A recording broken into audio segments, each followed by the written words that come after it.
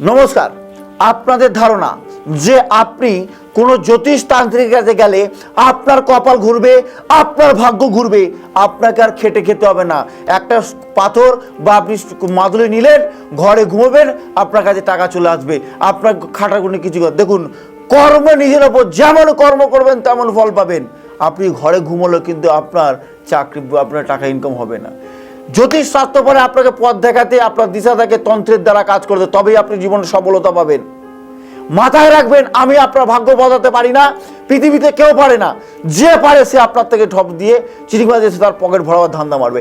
একটা জিনিস জানি যে আমি পারবো কাজ দিতে, সফলতা দিতে। আমি আপনার চাকরি যদি সরকারি চাকরির যোগ না থাকে, আমি কোনোদিন পাইয়ে দিতে পারবো না। আপনার কপালে যদি বিয়ে না থাকে, বিয়ে করে দিতে পারবো না। যোগ কথা বলবে, যে যোগে যেটা হবে দশা অন্তর্দশা দেখে আপনাকে আপনার পথে চালিত করে আপনাকে সঠিক পথ এবং সঠিক দিশা দেখানো একজন অ্যাস্ট্রোলজারের কাজ।